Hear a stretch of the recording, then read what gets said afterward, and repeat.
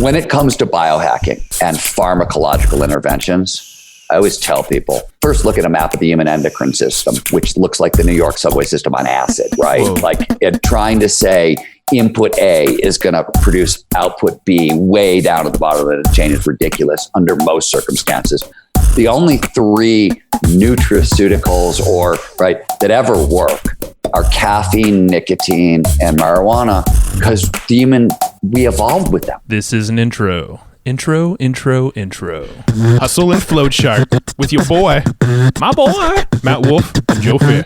Hey, welcome back. We are getting to the end of January, and this whole month we've been replaying some of the most impactful episodes on our business and our lives. Today's is no different.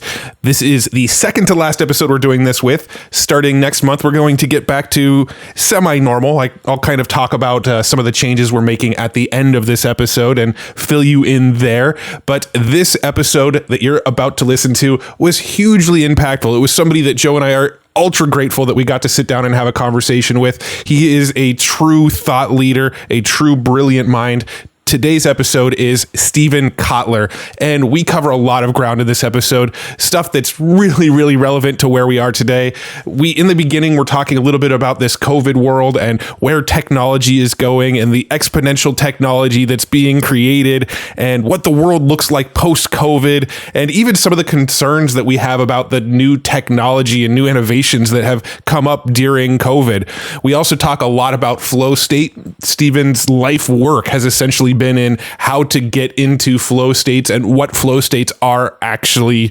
So we really cover a lot of ground in flow states. We're going to talk about what a flow state is, what's happening in your body during a flow state, how to get into flow states. We're going to talk about some biohacking concepts. We're going to talk about what activities you should focus on getting into flow with, because certain activities you don't really even want to focus on getting into flow with. So we're going to talk about that a little bit. We're going to talk about how to turn on the creativity in your brain when you need to get into a creative mode. What are some exercises you can do to flip that switch and get into a creative mode?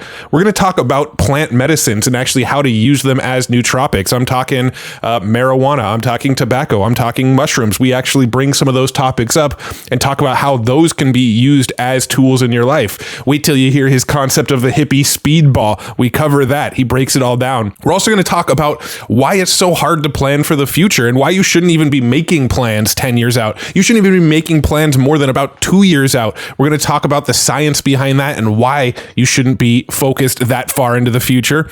And we also talk about burnout. We're going to talk about some actual techniques and tactics that you can use to avoid burnout in your business and your life using some of this flow state concepts. So really good stuff, really impactful. Again, Joe and I have actually started using many of the exercises that he's talked about in this episode, maybe even done a few hippie speedballs here and there once or twice.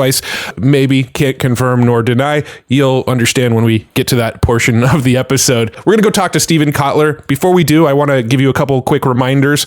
This episode was one that we took notes on back when we were taking Cliff's notes of every single episode.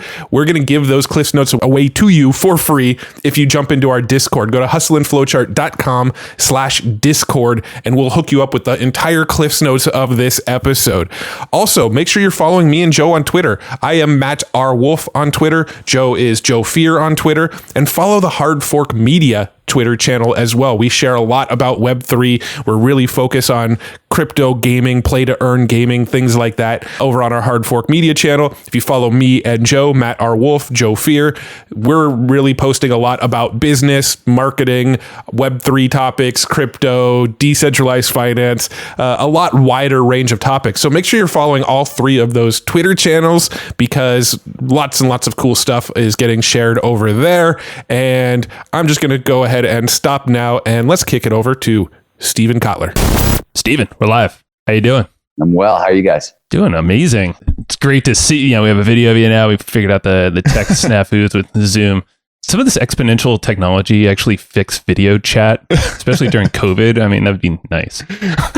But, well. I'm sure that's what the 5G stuff that's in the works is going to fix for us. But right, it is right. I mean, like all we need is Elon to put up fast satellites faster. Yeah, right? going pretty damn quick right now. It seems they are going really quick. It's like a launch today. There's actually 5, it may be 6 at this point, different orbital constellations going up, right? Including Google's Loon, right? Which they're launching, and you can and now so that's suborbital, and there's 5 going up above that. That's it's everybody's if they're talking about ubiquitous global 5G within a couple of years, and it looks like it. It does, yeah, 100%. And then probably on Mars too, way sooner than we thought too. It seems like all the countries. That's like the race. That was next Thursday, right? Yeah, I thought I got a text. I already have a reminder set up. Make sure I'm there in time. I got an alert. That's right. All right, it's a fascinating time, man. And I think you're right in the middle. And it sounds like it's kind of engineered, but also obviously you had some background, that got you to this point. Super fascinating. We've been looking forward to this conversation. And you're probably busier than ever too, I would assume, digesting all the information. How are things for you right now, actually, I feel like with COVID, a lot of us are thinking of flow states of the tech and all the changes happening. Yeah, it's a funny time. The Flow Research Collective is literally busy. We're busier than we've ever been. We're absolutely operating at capacity completely across the boards, and we keep hiring people. Which I think speaks to, one, the science around flow and around human peak performance. Right? Our focus is on building the best science-based peak performance training in the world. And I think the group of 30 or 35 people who work with me to do this, I think we're best in the world. There may be organizations that are as good with different folks in those roles, but I'll take my team really on that one. And so crises in general are really phenomenal for training peak performance, right? Fear is ramped up. And when fear is ramped up, norepinephrine is ramped up. And norepinephrine is foundational to learning. It's the first thing, like when information comes into the brain, goes into, a couple of places and goes to the amygdala, which is our threat detector. But before it even gets there, the front end of the amygdala, what's known as the lateral amygdala, has a bunch of norepinephrine. And all it does is anything that shows up there, the brain is already determined, this is interesting. I should tag it. I may want to learn it and remember it for later. Norepinephrine is that tag. That's heightened. The norepinephrine in our system is heightened during crises. It makes it easier to remember bad experiences, right? We all know this because we learn from bad experiences. But it also actually makes it easier for habit change. Charles Duhigg wrote a little bit about that in The Power of Habit. There's a really great time for that. And a lot of the work from home challenges, in a sense, that people are facing, they're phenomenal for creating a high flow lifestyle. Like you've been forcefully put into a situation that it may feel like chaos, but if we give you a handful of tools, and I really mean a handful of tools, you can actually start to sculpt it and really use it for peak performance. So it's a really good time for doing this work. And I think people are recognizing that. And on the other side, the work I do on the sort of exponential tech singularity, that side of it, Peter Diamandis, who co-wrote the new book, Futures Faster Than You Think with, we were in New York in the day Faster launched was the day the news of COVID broke. Oh my God. So we were in New York, and all the TV people are trying to figure out what is this thing, right? We were talking about it, I think 3 minutes after it happened, right? Peter's a doctor, right? So there people want to ask him questions. And I remember looking at him, and we knew, because a virus is an exponential, right? So we knew what was coming, maybe better than some of the other people. And I said, Peter, you know what this means for 2/3 of what we wrote about in our book? I was I think, the future is faster than we thought, right? Which is what happened, especially with, certain healthcare longevity, there's been explosions. Oh yeah. Yeah. And just with research alone with the vaccine, I was actually talking to a doctor, not a vaccine type doctor, but he was like, typically it takes about 10 years from what I've found. And they're saying now by the end of the year, so I tell people this, I was talking about this earlier on. I've been talking about it a lot, but I said that if you want to look at COVID, you got to look at 3 pandemics. You got the first one, which is the real pandemic. The second one, which was the pandemic of fear unleashed by it. Right. And we're still seeing that in various versions. And then you see the antidote pandemic, which is the pandemic of cooperation.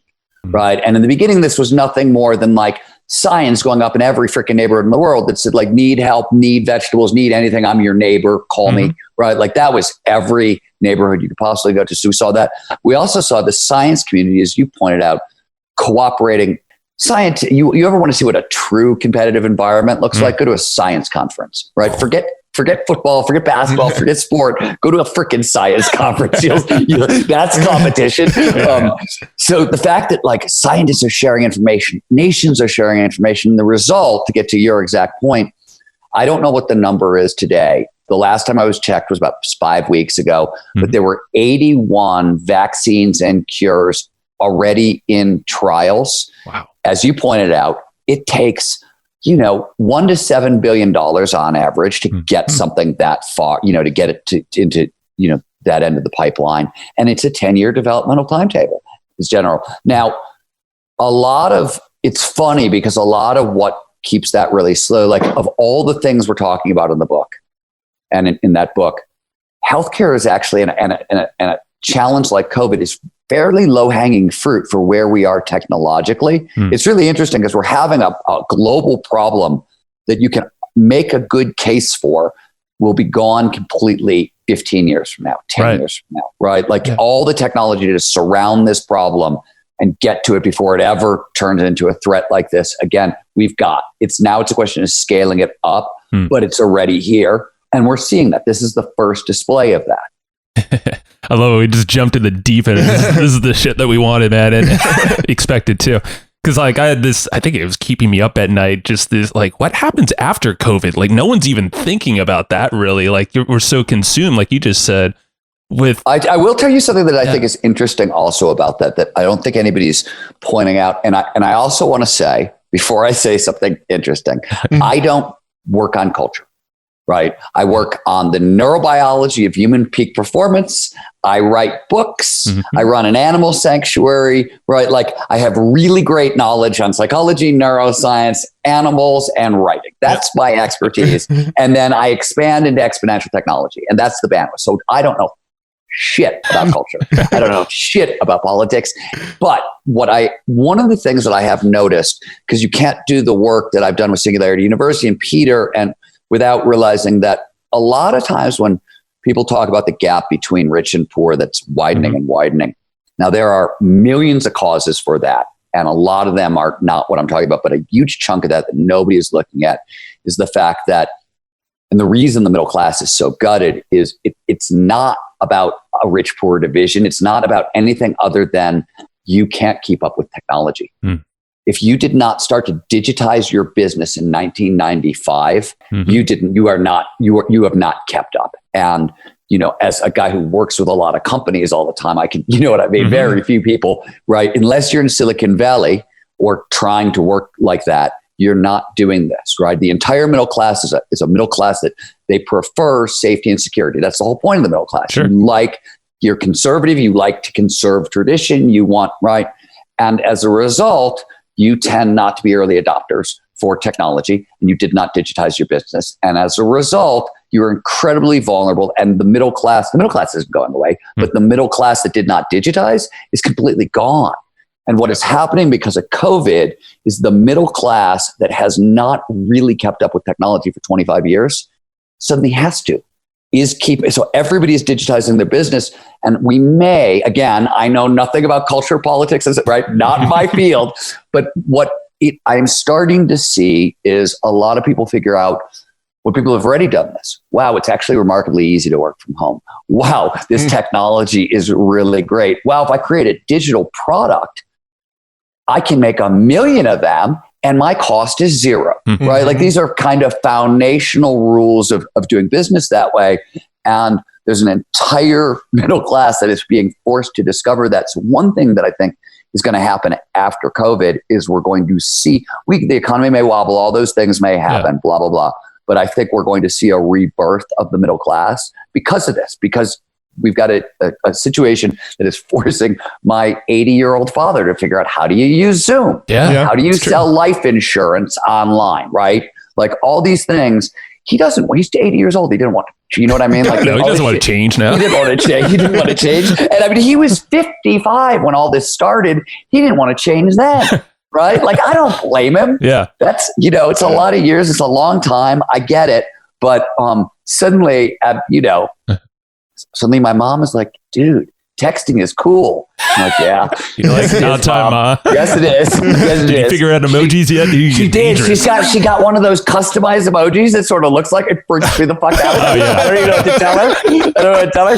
You don't want to tell her to stop. You're like, well, here's the weird thing. Uh-huh. Here's the weird thing. So my mother is a 78-year-old wonderful ancient Jewish woman. And she sent me this customized emoji. I have a friend who's going to go nameless here, but she's a 32-year-old. She always has sort of reminded me of my mother a little bit in my dealings with her, but she's like 32 and she's got purple hair. And so my mother's emoji has silver hair, gray hair. This woman is sending me the same exact emoji, customized emoji that my mother is using. She's got purple hair. And there's like 40 years. And I don't even know what to say to them. I'm like, it's so creepy. I don't know what to do with it. It's really creepy. Just maybe settle it in your mind. You're like, yeah, it's this like is... I've been stalked by real stalkers before. That's frightening. Emoji stalkers, though, that's fucking next level. Yeah. Think about the trolls on that one, huh? Get your... Yeah, the emojis don't really convey age very well either. They're all kind of very universal. Matt, you been what do you got over there? No, I was going to make a comment about how I feel like the world like after COVID is going to feel very similar to that movie WALL-E, where everybody's like fat and in chairs and all the food and entertainment is just like being fed to them. Like that's sort of my fear of what's going to be like afterwards, is because we're sort of getting used to like everything's coming to us now. Like the world got so easy for us to just sit in our house, sit in front of our screens and have all the shit just brought to us. And I'm a little worried about the consequences of that. One thing for sure, all the technologies right on faster. There's a lot of like drone pizza delivery, right? Robotic pizza delivery, which is Domino's is involved in, but it's really being like rolled out in Europe already and blah, all that stuff, autonomous cars, it's going so much faster, right? We're going to have drone delivery across. I heard this is, want to hear this is the craziest thing I've ever, let me ask you, literally, I will give you any of my books signed, like a stack of them, if you can answer this. Either of you. What country now leads the world in drones? Drone design, drone building, drone testing. Where is the hub of the drone universe right now? Oh, it's obviously not somewhere that would be like the first to pop to mind. I'm going to think, for some reason, I'm thinking Israel, but then I'm going to like Belarus, like some like really off, like some country. Yeah, I don't know. For some reason, the first thing that popped in my head was like South Africa or something like that. Oh, you're getting very close. It's Rwanda. Oh, wow. Okay. Rwanda. Yeah. And the reason is they've got first of all, there's no roads. 50% of the country has no roads. So they need drones, right? So a lot of the drone, companies that were testing drones for medical supply delivery and emergency supply delivery were testing in places like Haiti and Rwanda where there are no roads. There's no FAA. Yeah, well, also aren't they kind of doing a lot of work in Africa to try to like prevent poachers through drones? Yes, that's the other reason. Poaching, that's the other reason. And there's no FAA, so there's no overflight regulation. You can fly the fuckers anywhere, right? So you can do all kinds of tests. So first of all, Africa skipped a whole generation, and landlines went right to cell phones. Same thing with banking, right? They went right to e-banking, and now they're going right to drone delivery. Like they're bypassing roads, taxis, buses, trucks, all of it, and just jumping to drones. And I want to point out, by the way, when you talk about exponential entrepreneurship, that if I would have asked, the worst genocide in the world out post World War II, essentially, was Rwanda, right? Yeah, If you want to talk about exponential entrepreneurship in dire conditions of, right, like how it can work and what it can actually do, holy crap. And the cool news, by the way, is the Virunga Mountains, which are in Rwanda and have the mountain gorillas and their territory's been shrinking and it's been a huge problem. A lot of the drone money is being repurposed into environmental causes. And now Rwanda's national parks are some of the best in Africa. So you're getting a radical turnaround thanks to this stuff. So post-COVID, it's interesting. Post-COVID. Yeah. And what's cool with COVID, I would assume right now for the right, perspective. And I think it's always funny when you start a statement, what's cool with COVID? Well, it's the constraints of it all. It's like, it's kind of the sounding of what I'm hearing you say is we're all constrained in some way, but it's up to us on how we use our constraints for better. Yeah. And everything we know about creativity research, neuroscience of creativity research, innovation research, I've got a book coming out in January, my new book it's everything I've ever learned about peak performance. It's called The Art of Impossible. It's one book. Nice. There's obviously a lot of stuff on creativity. we know limits drive creativity, right? Mm-hmm. Absolutely. Limits are phenomenal. In fact, nothing is worse than a blank page and, no constraints, right? You're screwed. Every great creative flowering, the Renaissance took place during, that crazy time of upheaval. Shakespeare was writing in between plagues. Yeah, that's right. People forget this, but like Shakespeare is what happened when they opened the theater after why did he write so many goddamn plays? Because the theater was closed for 3 years. As a plague, baking them. Right?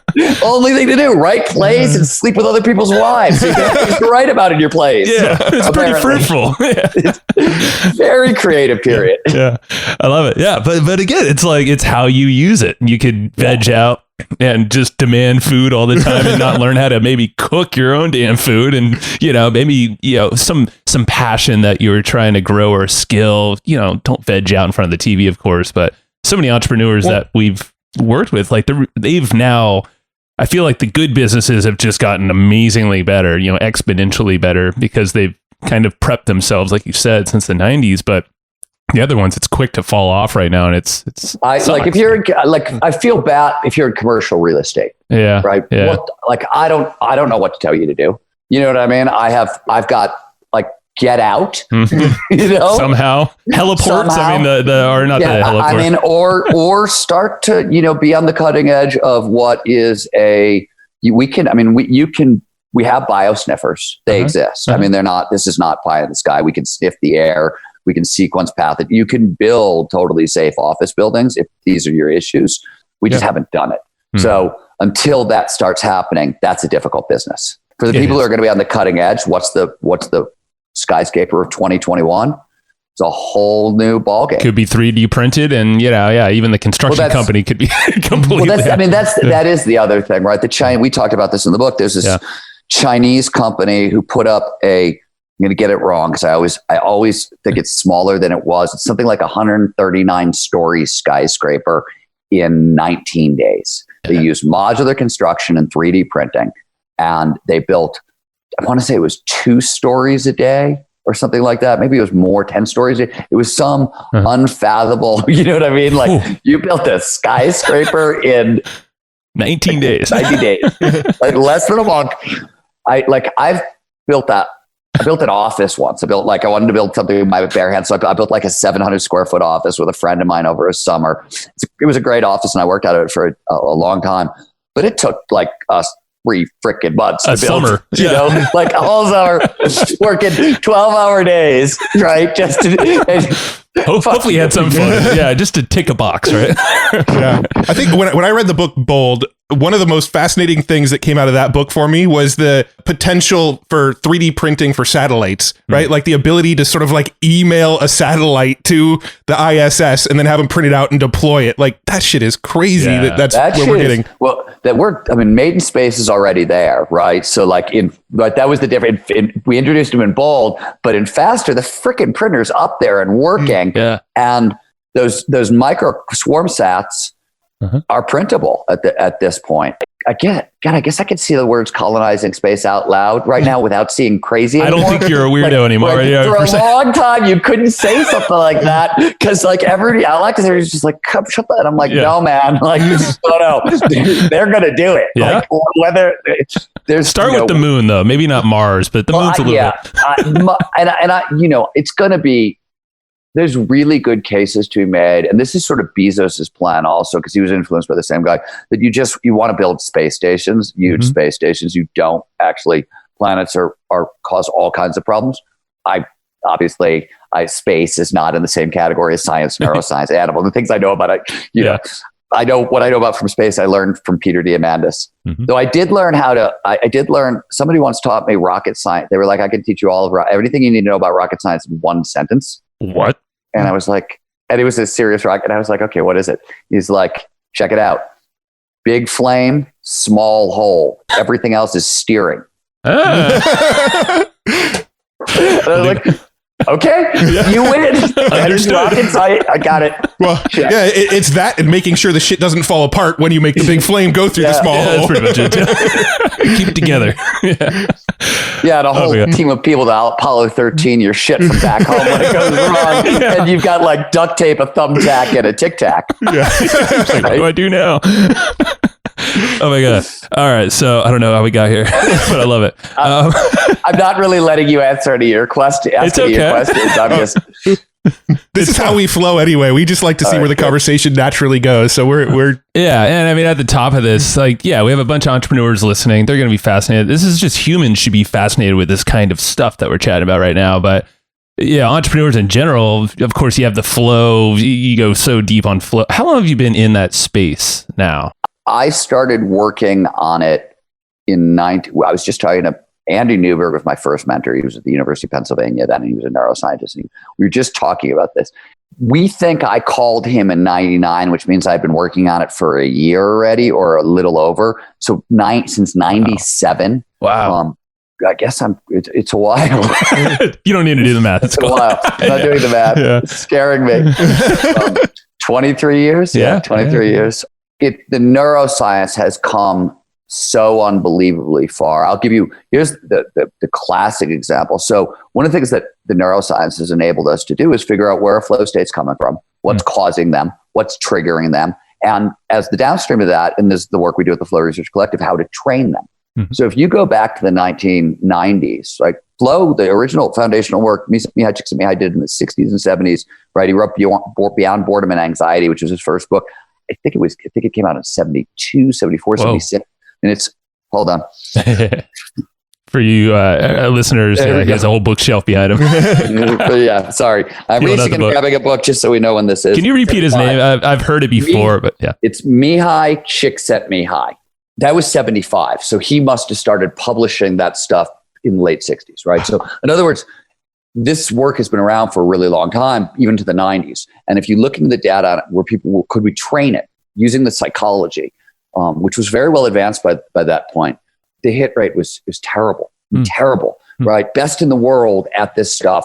And they had very, very, very little success. And what success they did have, they found they couldn't repeat it or anything else because the neuroscience, right when I got involved, right, we had just done the very first, the field has just done the first work on the first imaging study that looked at one of the phenomenons that show up in flow was just done.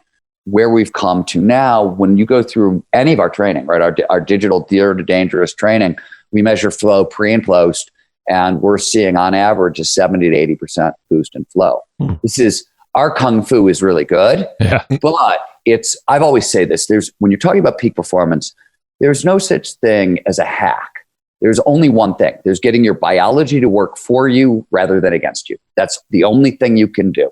All this stuff, using the biology, you can get, by the way, it's not always sustainable. There are problems. If you train up peak performers, everybody will get the 70, 80% boost. What happens is most normal people have a substantial return to baseline. It has nothing to do with flow. It has to do with the flow massively amplifies the motivation triad of drive, grit, and goals, creativity, and learning. But if you don't have super solid foundations, like if your grit skills aren't really freaking dialed in and your intrinsic motivators, like if curiosity doesn't point to passion, doesn't point to purpose, if it's not all lined up and stacked, if you don't know how to think creatively, right? If you haven't practiced divergent thinking, if you haven't practiced finding multiple solutions to problems, if you haven't learned how to think about things I could train up all the creativity in the freaking world in you, but if you don't have the skills, you don't have the skills. Yeah. Right. So what happens is where people wobble is not the flow stuff.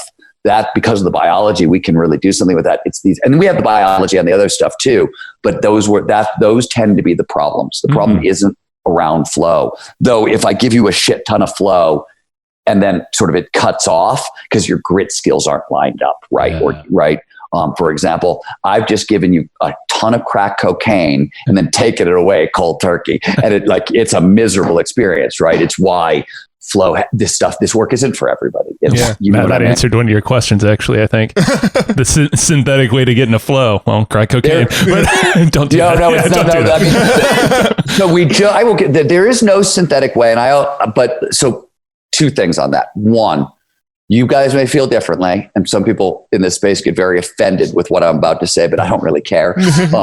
We offend our audience all the time. So okay. Yeah. So when it comes to biohacking and pharmacological interventions, I always tell people, one, if you first look at a map of the human endocrine system, which looks like the New York subway system on acid, right? Whoa. Like trying to say input A is going to produce output B way down at the bottom of the chain is ridiculous under most circumstances. The only three nutraceuticals that ever work are caffeine, nicotine, and marijuana, because we evolved with them. Mm-hmm. We evolved with these plants, right? So like this is Michael Pollan's point in the botany of desire. We co-evolve with them. They can work with our system. Those are the performance enhancing chemicals that family that works. There's a couple other things you can sort of mimic caffeine with taurine and do a couple other things. But like, as a general rule, all the other stuff is sort of nonsense. And you're just being lied to so people can sell you shit. But what about like microdosing psilocybin and things like that? So I wrote about it in Stealing Fier. I personally am not a fan of microdosing. It makes me irritable. Does not boost creativity. It doesn't do anything. It makes my chest hurt and makes me irritable. So clearly not for everybody. Some people are getting astounding results. Yeah. Astounding results. I know more sober, successful, wildly successful entrepreneurs, people like familiar names in the business community who have been microdosing every day for years, right? I mean, it's astounding. And I don't that clearly seems to work for some people. I personally would prefer for the same thing, marijuana. I think marijuana is a better drug for creativity. And certainly if you're interested in flow, this is what you had Will on, right? So you probably talked about this. Oh, hi. Yeah. We know that, and there's 70 years of anecdotal evidence and starting to be actual real evidence because we're working on this at the collective. If you want a fake, the fastest fake flow you could get is to combine about 20 minutes of light exercise. So it gets quiet up here, right? That's technically exercise-induced transient hypofrontality, front into a flow state with, I used to say high-grade sativa. Now I say marijuana that's very high in terpenes, specifically limonene and a couple others that boost dopamine, right? That's really, and anandamide. Anandamide you'll get across the board from any strain, but what you're looking for is the anandamide coupled to the dopamine boost and a cup of coffee. Okay. Those three things, they call it in action sports, they call it the hippie speedball, like they have for years, right? And action sport athletes have been using that combination, right? Let's do 3 warm-up runs on the hill. We'll go in, we'll get a cup of coffee and we'll smoke a fatty and we'll go back, right? Like that's, a cup of coffee and on the chairlift we're smoking the fatty. And people have been doing this for time immemorial. And, there's a lot of neurobiology underneath it. It's not a one-way ticket. And it's not and there seem to be, besides the pharmacological work that we've been doing with Will and stuff like that, there seem to be, in science, there's a lot of what psychologists call moderators, if-then conditions. So goal seeking, for example, I'll give you one example. When you're setting high, hard goals, a higher goal is the mid-tier goal, right? You have your big, massively transformative purpose. This is, I want to save the world. And then your high, hard goal is, I want to save the world by writing great books and cooking great food, right? So a high, hard goal might go to cooking school or learn how to write a level, those kinds of high, hard goals. Yeah. For high, hard goals to be properly set, they have to be aligned with beliefs and values. Otherwise, simply because one of the goals, focus attention, and anything that gives you focus for free is phenomenal, right? Because we burn a lot of our energy on focus. So goals, one of the things they do is they give us focus for free. But if it's not aligned with core beliefs and values, we're not going to pay as much attention to it, right? Because it's not us. So you can't really fake that shit at a biological level. You have to do it. So that's a moderator. I think one of the moderators that we're going to find around THC is if there's too much fear in the system, it doesn't seem to work. There's a woman on my who I work with, Heidi Williams, who works with the collective. Who at one point she called me and she was looking at the endocannabinoid system, and she said, so I have said for years that the endocannabinoid system promotes lateral thinking. Anandamide promotes the ability to find distant connections between ideas. And that is primarily based on the work done by an Italian guy named Greg Samarini. A lot of people have tried to duplicate that since then. And no, it's hard to prove. Is it exactly lateral thinking? Is it something else? Blah, blah, blah. So there's something that I thought was true for sure and wrote about it in a bunch of my books may not be exactly true the way I unfortunately, that's the way science works. Right. But Heidi, she was like, dude, I think the reason anandamide is boosting creativity is nothing more than anandamide lowers fear. And and we know this, like it directly works on the amygdala and it lowers. She's like, I think you're just less afraid to find wacky connections between ideas. And that's what happens. And it's not a bad answer. I don't know. My answer was, wow, that's really cool. Let's test that. Maybe. Right. How do we test that? That's a really cool idea. We haven't taken the next step, but it's a really interesting question. And maybe that's why marijuana boosts creativity. Maybe it's nothing more than like fear abatement. I think there's something more going on. Yeah, because I mean, it could bring in factors like anxiety for the wrong reasons, potentially. Or we also know, for example, a good mood. So one of the best ways to hack creativity is be in a good mood. And the reason is when you want to find alternative possibilities, the part of your brain that does that is the anterior cingulate cortex. And it can only do that if you feel safe and secure. If you're not safe and secure, it's going to look for immediate solutions to your problem. Right? If there's fear, cortisol, norepinephrine in the system, the ACC, whoa, no. We're going to be logical. We're going to be linear. We're going to solve this fucking issue. Right?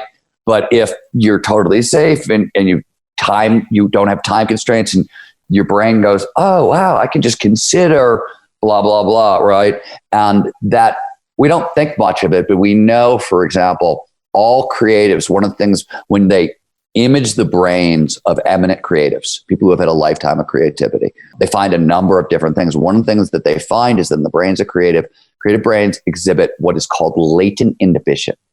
If you're a psychologist, you call it latent inhibition. If you're a neuroscientist, you call it repetition suppression. Either way I'll give you an example. So if you suddenly move to San Francisco and you live at the base of Lombard Street, the first time you walk by and you look up and it's all crooked, you notice everything. Oh my God, look, it's so cool. The second time you look up, your brain you get a diminished response. If I were to look, the first time neurons really fire. Second time, it's slightly diminished and your brain starts recreating some of it from memory and it doesn't give you all the fun. And by the fourth or fifth time, it's just the shit that's blurring in the background when you go in to get your coffee, right? That's repetition suppression.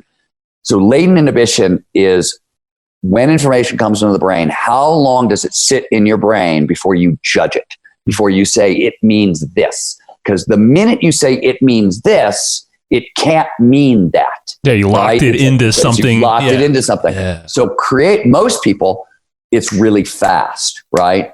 People who have a long mindfulness practice, right? They get to slow that down a little bit. And in creative brains, you see it naturally slow down. This is why when you talk about beginner mind, right? When people say things like that, what they're really talking about is latent inhibition. That's the ability.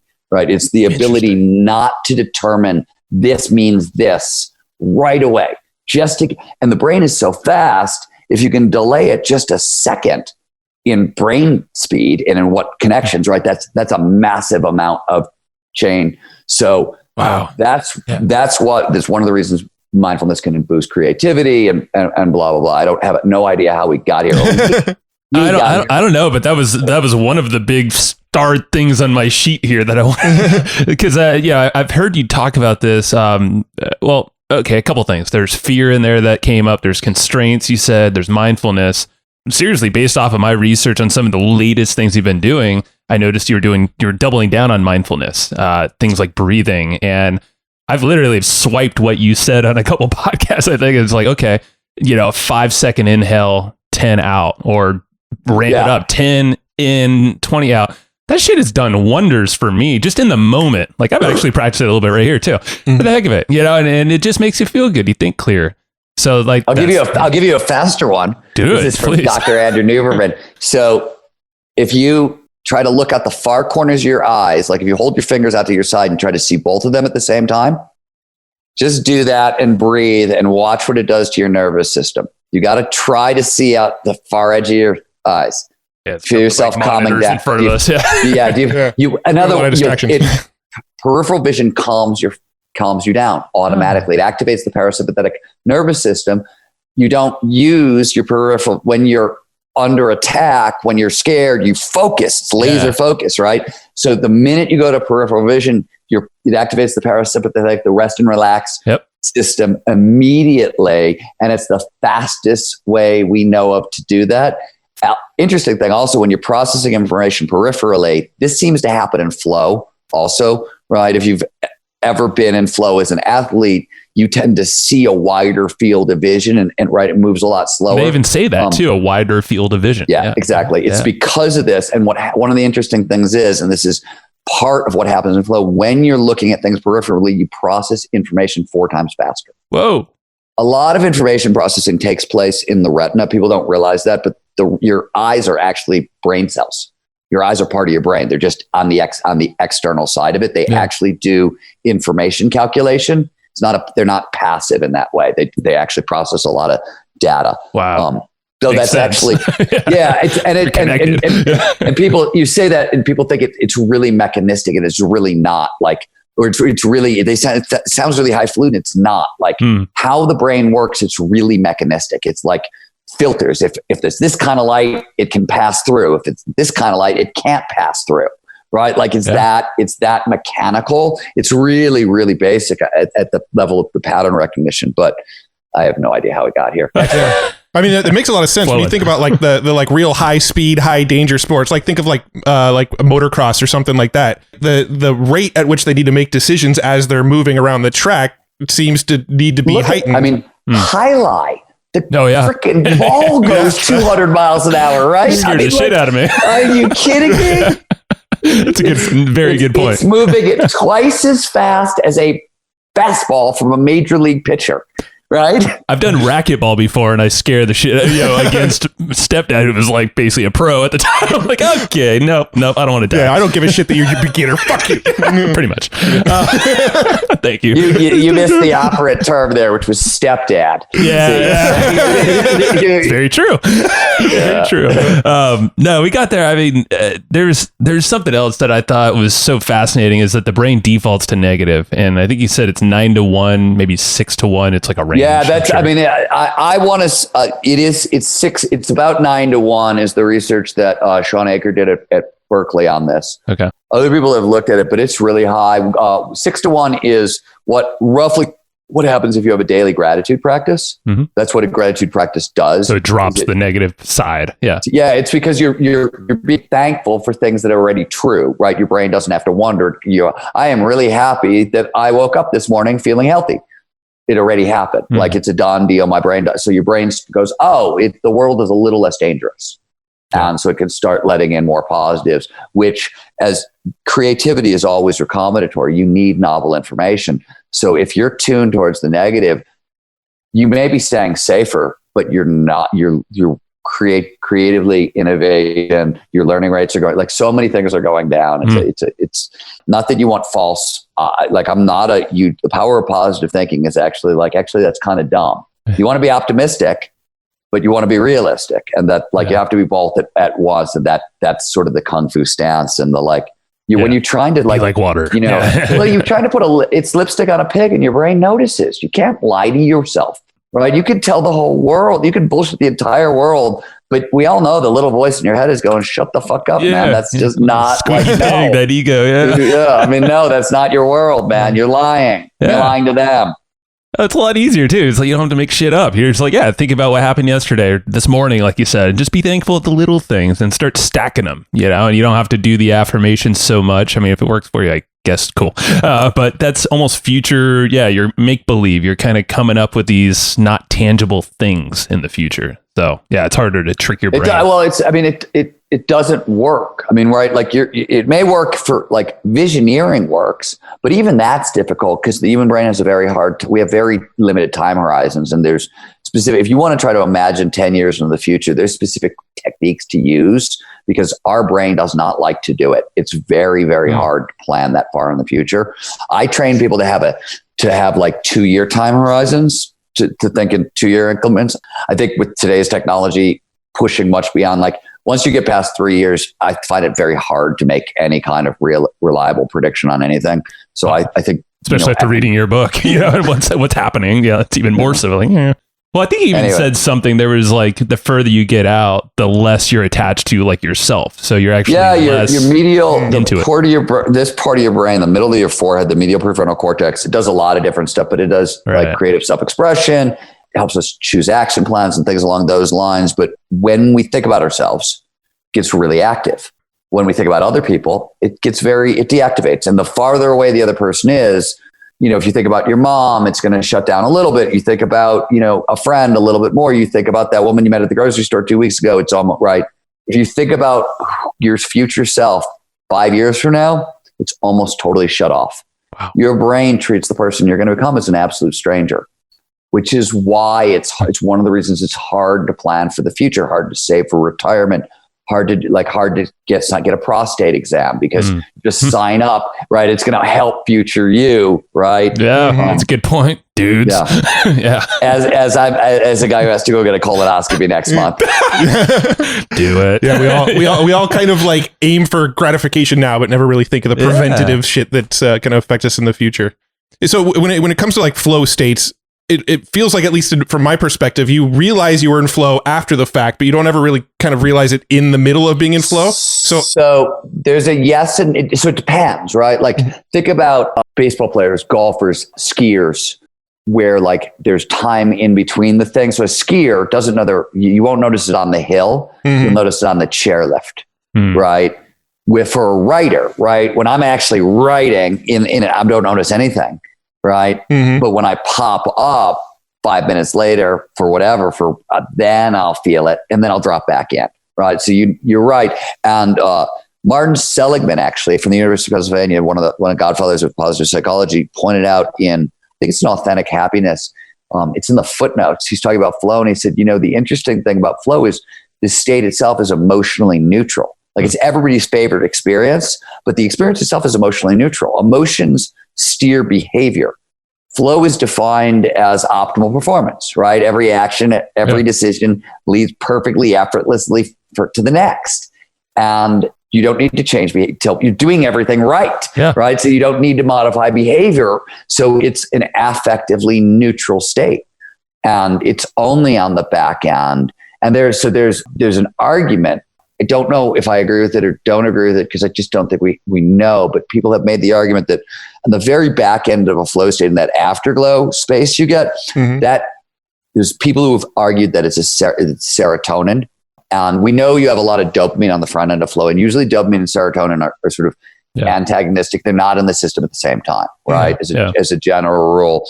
So you have a ton of dopamine on the front end, but it seems that peaceful afterglow is serotonin that shows up as the dopamine starts to fade. Flow is affectively neutral, and we think it's only if the serotonin shows up, that's maybe when more of the emotions start to show up. Is literally that may be sort of part of it, but most of it is you're even, right? Your body sensation is gone, your sense of self is gone, everything's gone except the thing that you're doing. So I'm curious, how do you actually like quantify flow for the sake of like researching it and studying it? Like, it's a great question. So depends what level of scale you want to come in. Psychologists define flow and have, since Chicks At Me High, with 6 core phenomenological characteristics. So complete concentration in the present moment, time passing, time dilation, time passing strangely, self being diminished, the merger of action and awareness, so forth. So for what we do when we give you a psychological questionnaire is you've got a Likert scale, 1 through 5, never to always. And how much did you feel your sense of self disappear, right? Those kinds of things. Now, that has its limit. It's proved remarkably robust over time, and it has really worked and led to a lot of breakthroughs. It's a little too soft and squishy for a lot of people, including us. So neurobiologically, there's an entirely different definition of flow. Neurobiologically, we are looking for things like deactivation of the prefrontal cortex, right? So less activity coming out of this part of the brain, except for this spot, which gets hyperactive. Everything else, especially over here, very, very quiet. Brain waves will move down to the alpha theta borderline. So if we're looking for that, we're looking for some combination of 5 neurochemicals. And now we're starting to get really good physiological data. So we know that, for example, cortisol, stress hormone, goes up. Doesn't shoot crazy high, but it seems like, so at parasympathetic, sympathetic activation, when the body wants to really fine tune a process, it doesn't give you one or the other. It gives you both at once, right? So you can, right, you'll have a better, if I've got a shower in my bathroom, my office, that's got one knob for hot and cold. I've got two knobs in my house. Two knobs gives me more precise hot and cold than the freaking knob in my bathroom that I have to sort of stand there and adjust the whole time, right? Right. Yeah. So same thing with the brain. If you want to really fine tune something, you want both states at once, sort of, right? And that's what it seems that flow does. So we know what some of your hormones are doing in flow. We know, though we're doing some research to try to prove this again, but there's work that came out of the Karolinska Institute in Sweden that shows that your frowning muscles may be paralyzed in flow and your smile muscles may be hyperactive, right?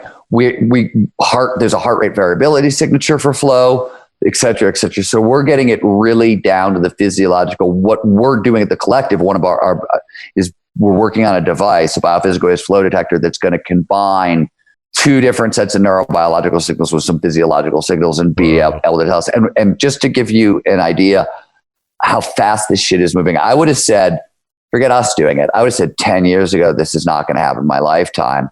I would have said 5 years ago, it was a long way off. I think we're a year away in our organization, and we're not the only people working with it. We're partnered with Adam Gazzali. He's at the University of California, San Francisco. He's got a whole research team that's taking a totally different approach to doing the same, right? There's like 3 or 4, there's a team at the Platypus Institute doing the same thing. They're coming in through a different angle.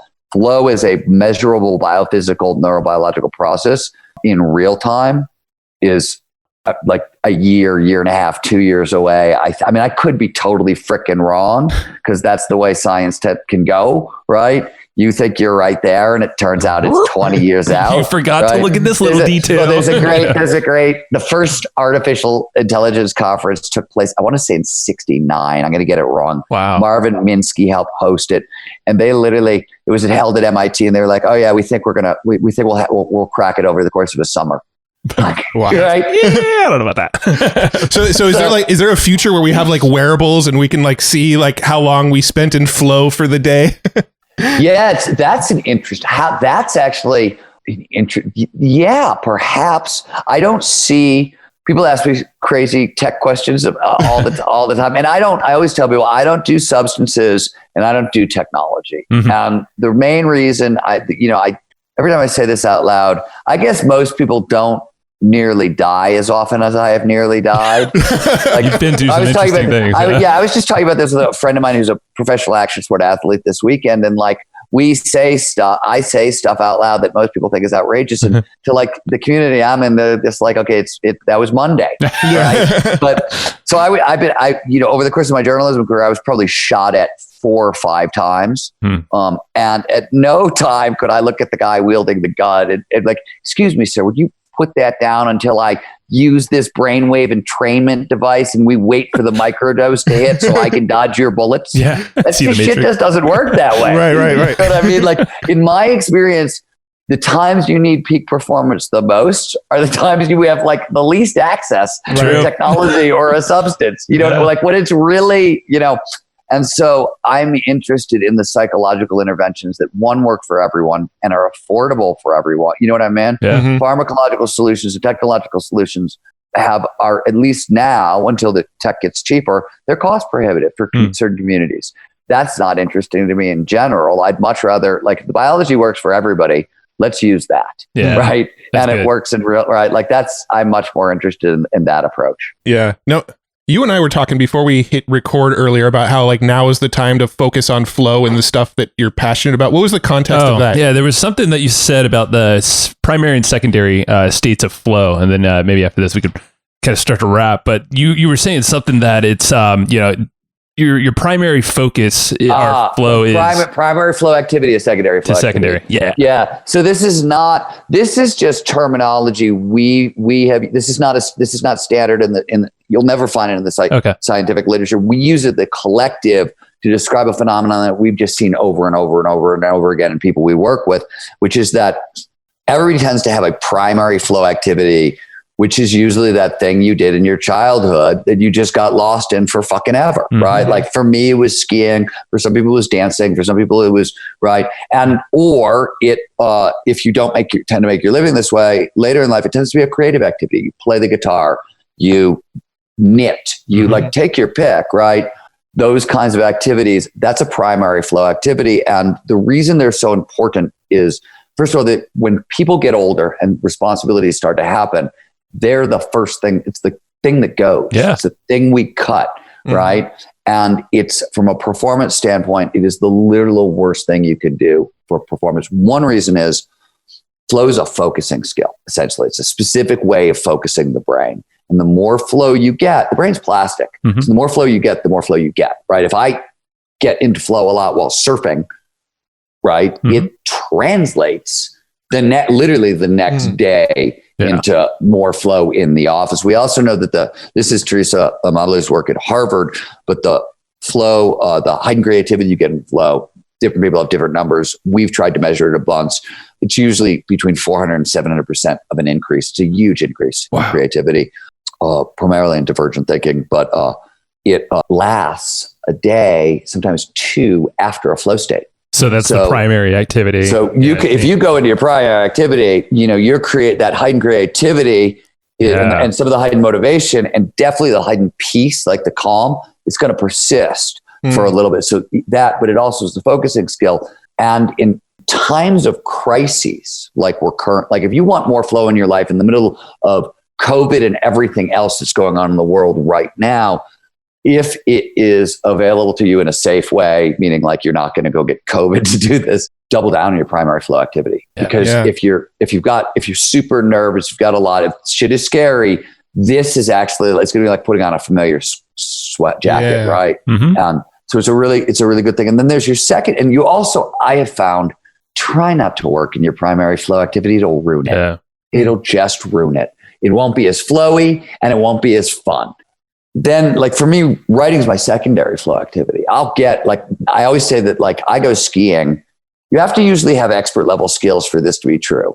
But I've got expert level skills, and I go skiing, and 95% of the time it's a flow state. There are usually 2 or 3 days a year that I don't get into any kind of flow state. And usually one is because I got in a fight with my wife, and the other 2 times are because I've been traveling for weeks on end, and I just don't. I haven't stayed in shape. You know what I mean? I might, like, physiologically, I'm just not. I need to sleep. I need to eat. I need to recover a little bit. Blah blah. But writing, 60 to 70% of the time, I get into flow when I'm writing. Right? It's a secondary flow activity. Again, expert level skills. Right? Because flow, it's an automatized process. So if you don't have the expert level skills, that's why learning matters so much. You've got to keep being able to do that. But yeah, no, that makes so much sense too. Because I know so many people that are like really high achievers in business, but they surf every morning, or they do jujitsu like 5 days a week. That kind of ties that together. I will tell you. So this is something else we believe, and we're starting to get more and more data on this, but it's going to take long-term studies. Executive burnout, right, which is really difficult for everybody. If you have a good active recovery protocol, not passive recovery, right? Not TV and a beer, but like saunas, massage, Epsom salt baths, light restorative yoga, breathing, breathing, right? All that active yoga, if you have an active recovery practice and you are pursuing your primary flow activity at least once a week, provided you're not in a work condition, the number one cause of burnout is like you work for a narcissist who is never going to like your work, right? Because that's what narcissists do, right? So like, as long as you can get sort of consistent and steady feedback, as long as this is a business that had to burnout proof your life. You will not burn out. If you have an active recovery protocol in place and a primary flow activity, we don't think you can burn out. Maybe you can, but it's as close to burnout proof as we can get you. And good God, is that a problem? Oh man, yeah. Wow. Let's. I think we end it there because I think this is so much actionable stuff, man. And I mean, we can nerd out way longer, but we won't right now. Yeah, we're approaching the hour mark right now, so we want to be respectful of your time. I'm sure we could ask you questions for another 3 hours, but Yeah, well, something actually I think that you've said on some other places, but you have a flow blocker quiz that you mentioned. Did you take it? I did, and it freaking nailed it. And it was actually a few things I was already working on collectively. Yeah. I haven't taken it yet. Joe pointed it to me right before we jumped on this call, so I'll do it after the call. Yeah, put the for anybody who wants. We basically, there's been a lot of work done on kind of what are the biggest blockers for flow. We have a pretty good list, and then we added a bunch of our data. I think when we got to like the first 1,000 people we put through the course, I think we started to aggregate. That's when we started looking at this stuff or whatever. It was a while ago.